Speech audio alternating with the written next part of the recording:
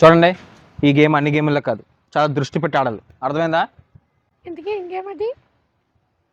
తొక్కుడు బిల్ల. రే, ఎవరి బిల్లలు అలా తెచ్చుకోవాలి. అర్థమైందా?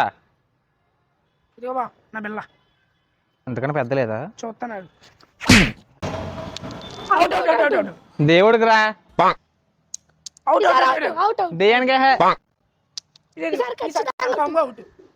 అది ట్రయల్ రా. ఇంకెందుకు పడుకొని వేసే.